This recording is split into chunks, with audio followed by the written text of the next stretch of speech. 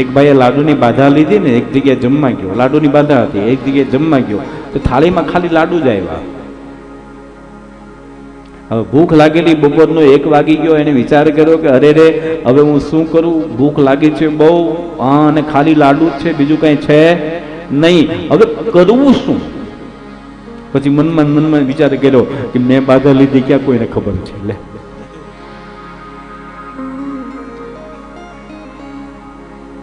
તમે જોવો તો ખરા. પછી શું કર્યું ખબર એને? લાડુ થાળીમાં 4-5 તો લઈ લીધા, ખાવા બાધા તો હતી, પણ પછી લાડુને 2 હાથ જોડીને પ્રણામ કરીને બોલ્યો, બાધા રે બાધા તું મારી માં.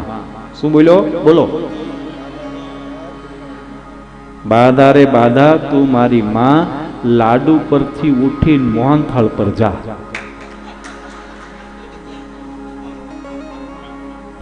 લાડુની બાધા છોડી દીધી, ક્યાં જતો રહ્યો? બીજી વખત ખાલી મોહનથાળ જ આવ્યો, સેમ રિપીટ. કહેવાનો અર્થ એ આ બધા જ વ્રતો નિયમો આપણા માત્ર ને માત્ર ફોર્માલિટીના છે.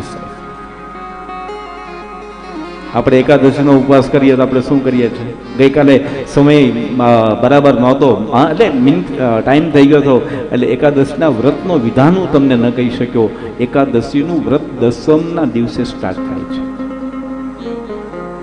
દસમીના દિવસે એક ટાઈમ ભોજન કરવાનું, એકાદશીનો પૂર્ણ ઉપવાસ, અને દ્વાદશીના દિવસે સવારમાં બ્રાહ્મણને ભોજન કરી, સંકલ્પ કરાવી, ભોજન કરાવીને પછી આપણે ભોજન, આવું જ છે ને. પણ આ બધું સમય અંતર, આ બધું દ્વાપર, ત્રેતા અને સતયુગમાં. કળિયુગમાં તો તમારે ખાવ સાબુદાણાના, હા ખવાય.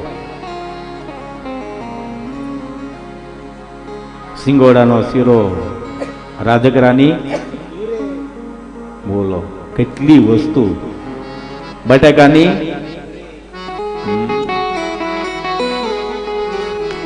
હમણાં એક જગ્યાએ શ્રાવણ મહિનો હતો ને, લંડનની વાત, મારી લંડનમાં કથા હતી, તો હું ત્યાંથી બજારમાંથી નીકળ્યો, ત્યાંય બોર્ડ મારેલું, હા ફરાળી પેટીસ. કેવી? હવે બાકી શું થયું મને બતાવો. મેં તો એક જગ્યાએ પાણીપુરી ખાધી ફરાળી.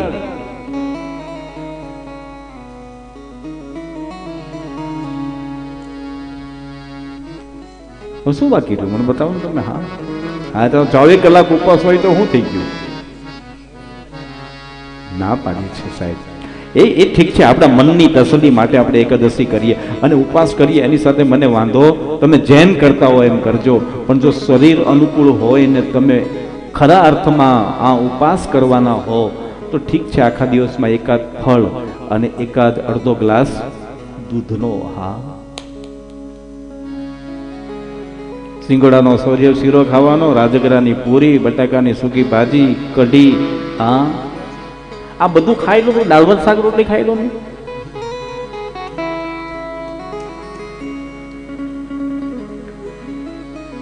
નથી ખબર નહીં, આ ઠીક છે, આપણા મનની તસલ્લી કે આપણે ભાઈ ઉપવાસ કર્યો, પણ ઉપવાસમાં અડધો કિલો બટાકા ખાઈ ગયા એનું શું?